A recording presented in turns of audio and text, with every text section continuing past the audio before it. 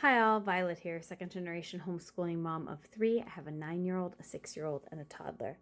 Today I wanted to share with you some of the books that we checked out in the month of April. So let's get into it.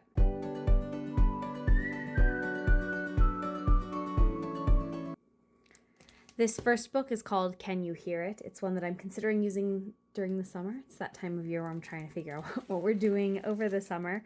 But it pairs classical pieces of music with famous art. And it has questions about the piece of music, and it relates the art to the music in some way. I did this with my daughter when she was really little, like maybe 3 or 4. So I thought it might be fun to revisit this book again this summer. But we'll see. We'll see what else I decide to do this summer. This next book, I think we've definitely checked this book out before. I may have shown it to you before as well. It's called Lost in the Museum, A Seek and Find Adventure in the Met. I have a lot of Met-themed books this time. So you're looking for these people in every page and then one of these items on each page. So it goes through a lot of the major rooms in the Met. You're looking for all those people and things. And then at the end, it talks about different galleries and shows you a few of the pieces from each gallery. So my kids like the search and find part. They didn't really read the end part. That's fine. This next book is also a Met-themed search and find. Where Did Van Gogh Go? This one, though, is each page is written in the style of an artist, and then you're trying to find the things down here, including the artist in the painting. So I don't know that my kids necessarily recognized that each page was in a different art style, because the kind of cartoonish illustrations make it seem cohesive while also embracing some of these artists' signature elements, but I thought it was really cool. And then has the answers in the back. In keeping with our Met theme, there's a whole series of these introductory topics books, shapes, colors, numbers, stuff like that, but I checked this one out for my youngest, and my older kids thought it was interesting as well. So for each shape, they have different paintings that have that shape in it. So you can look for the paintings, the shape in the paintings.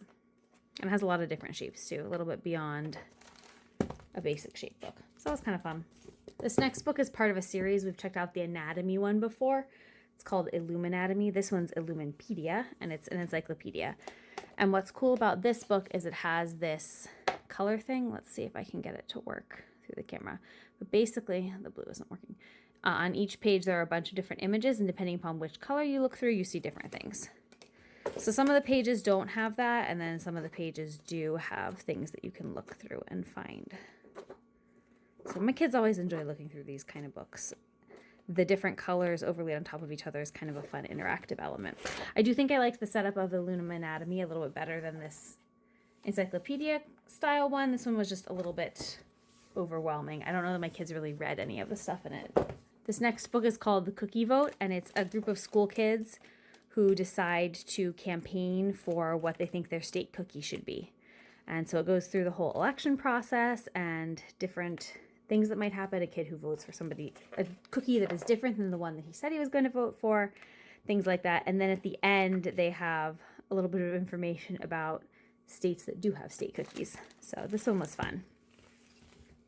Especially with people still talking so much about the election last year, it was good to talk about what elections are again. Oh, this next book I thought was so cute. It's called Worms Are Our Friends. And I read this to all of my kids, but it was aimed at my youngest, and she really took its message to heart. Every time we see a worm now, she screams, "Friend!" And it's adorable. But yeah, all of my kids really like this book. It's really cute. It's all about how worms are helpful and do all sorts of great things for our gardens and our environments. This next book is called This Is Not That Kind of Book. Each character in this book thinks that they're in whatever kind of book they're from. So alphabet book, fairy tale book, and then more characters get introduced and think that they're in whatever kind of book they're from. And so they have to work together to figure out what kind of book they're actually in. My kids really liked this, and it was a nice discussion of genre for them as well. This next book is part of a series, Amy Wu and the Perfect Bow. This is the first book in the series. There are 5 now. My kids love all of them. My son was especially obsessed with this book when he was 3 and 4-ish. He still really likes it now, but we read it over and over again when he was little. But it's about this little girl, Amy, and she's trying to make the perfect bow, but her hands are too small. And so finally she discovers that if she makes them to her scale, then she can get them just right. It's just such a cute story. And the other books in the series are really cute as well. This next book has amazing illustrations. The 5 Sides of Marjorie Rice, How to Discover a Shape. This book is all about this woman, Marjorie, who didn't have any formal education or training, but she discovered a lot of different tessellations. And tessellations are shapes that you can tile with endlessly. And so it goes over different kinds of tessellations, different ones that she's discovered. And yeah, it's just, I really like this book. Here's one of her most famous patterns. This next book also had really nice illustrations. Magic in a Drop of Water, How Ruth Patrick Taught the World About Water Pollution. So she was the first one to link biodiversity in water to the health of the river. So if you've ever gone water sampling, I have. I did it a ton when I was in high school and college. You essentially, when you're water sampling, you scoop up portions of water and then you count how many different kinds of creatures are in the water. And the more different kinds of creatures there are, and like depending upon what kinds of creatures you find, like dragonfly larvae and mosquito larvae, like all the different kinds of larvae and little things that you find, the more you find and the proportion of them all tells you how healthy the river is, basically. So she was the one who discovered that. So it talks all about river sampling, different kinds of things you can find in rivers. And yeah, I thought this was really cool. And it enabled me to tell my kids all of my stories of water sampling. So that was fun. This next book is called Leaflets 3 Let It Be. It's all about poison ivy. We have a lot of poison ivy in the area that we live in. It's constantly trying to grow into our backyard. And every time we hike or walk anywhere, we find poison ivy. But this book, I appreciated that it both showed you all the different ways poison ivy can appear, while also talking about all the animals that rely on poison ivy as a food source. That's mostly how it spreads in our backyard, I think, is birds eat the berries and then poop out the seeds and we get new poison ivy sprouting up. This next book my son checked out, it's called Don't Eat the Cleaners, Tiny Fish with a Big Job. And it's all about different kinds of fish that act as cleaners for other fish and clean the parasites off of them and how that all works in the ocean ecosystem. My son loves ocean stuff, so he really liked this book. This next book is from the people at Brains On. My kids love the Brains On podcasts, so when they saw these Brains On picture books, they wanted to check them out. This one's called Meet My Micropets, and it's all about microorganisms. So it was cute. It did a good job talking about different kinds of microbes, which ones are harmful, which ones are helpful, all of that. This next one is also a Brains On book, Earth Friend Forever, and it's basically an introduction to environmentalism for little kids. My daughter's already read a lot of books about environmentalism, so I don't know that she got anything out of this, but it was still a fun read. This next book is called How to Survive on the Moon. Both of my kids really like space, so this was a fun book. We did not read every page in this book, but we did flip through and read some of the more interesting ones that my kids haven't encountered before. They've read a lot of space books. So some of these topics they've covered a ton, but like this using resources page, they hadn't really gone over. And Food Factory, there's one other, This Time for a Tour, talking all about the different parts. And then things about potential colonies on the moon or Mars, I also hadn't read a lot about. So this was a fun book. We also checked out this book, Don't Squish a Slug. And this is all about marvelous mini beasts. My daughter loves slugs and snails, particularly snails, but slugs and snails. When we lived in California, we would go visit the redwood forests and see the banana slugs, and she just loved that when she was really little. So we didn't read every page in this either. We just read the slugs, snails, butterflies, and the tardigrade page.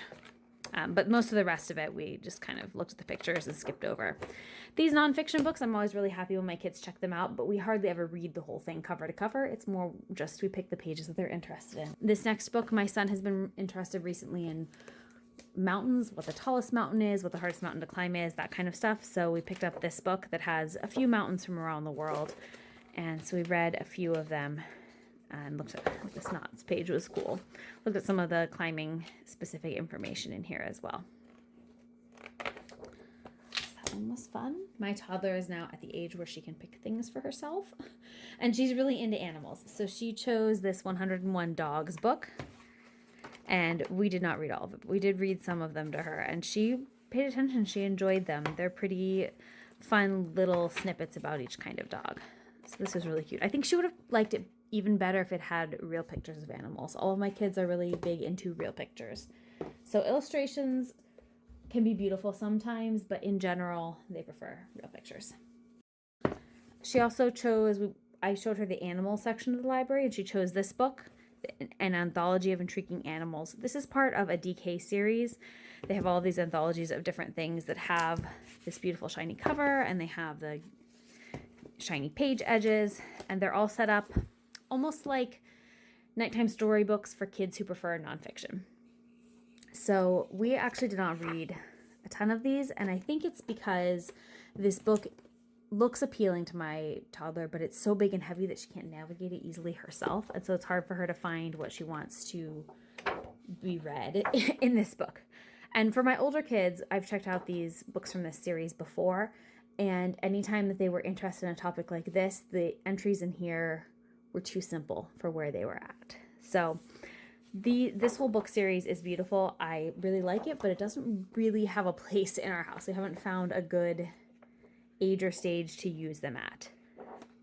But I do think these would be really good for some families. We just haven't really found a way to use them effectively in ours. My daughter liked this one a bit better. Little Kid's First Big Book of Animals from Nat Geo. This one was kind of a good scale for her. She could flip through and find what she wanted, and there aren't too many words on each page. It has real pictures. It's fairly large, both font and pictures. So this one we read a decent number of pages in it. We also just looked at a lot of pictures and named the animals, which is fun too. The next few books are books that my son is reading on his own. He's really blossomed with his reading this year, which is very exciting to see. So this book is called Pizza My Heart. It's part of a series.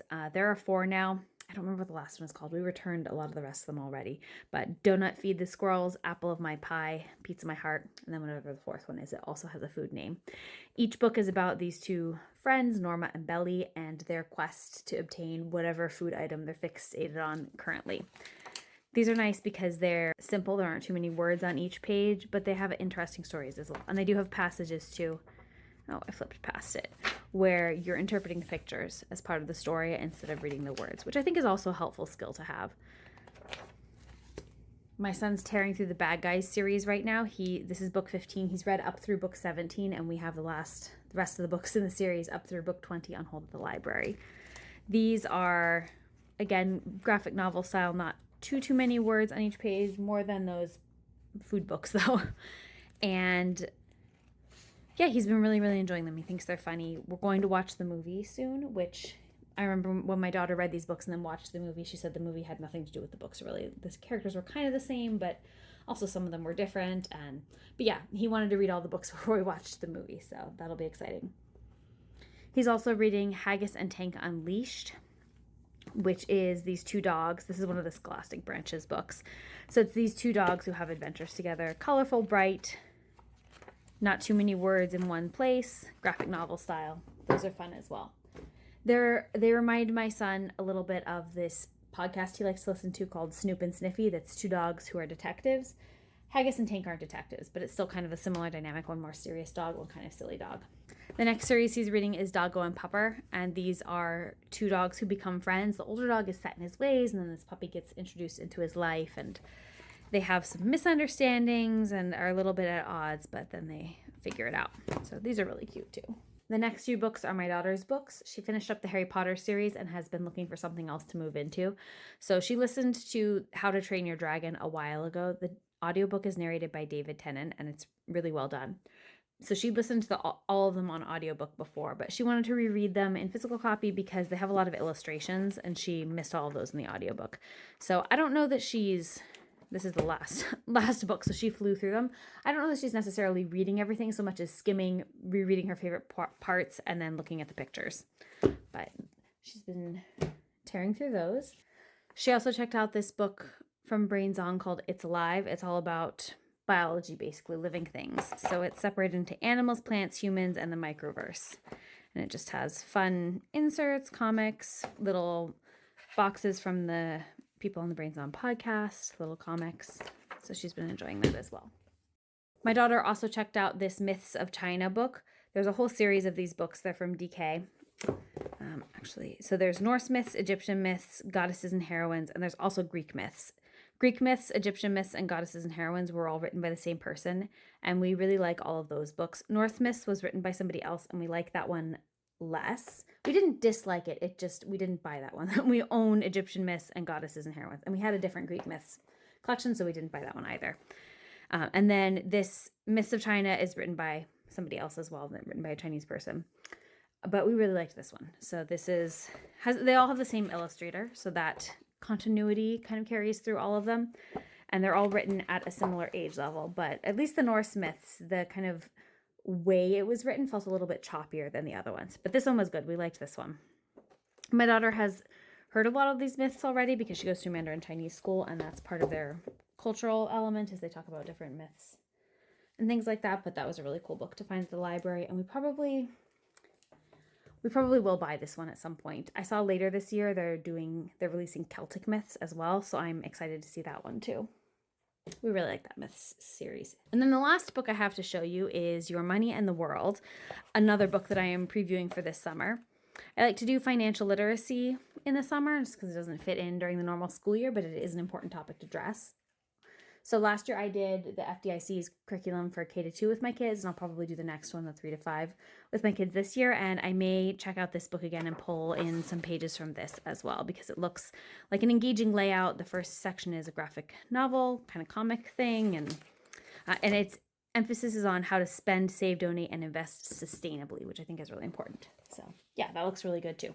I hope you found this helpful. I would love to hear from you in the comments below what some great library books you've checked out recently are. I will link everything in the description box below. I'm now a Bookshop affiliate, so I'll link everything on Bookshop. If I can't find it on Bookshop, I'll link it on Thrift Books. So if you click on one of my Bookshop links and make a purchase, I do receive a small commission. I hope you found this helpful, and thank you for watching.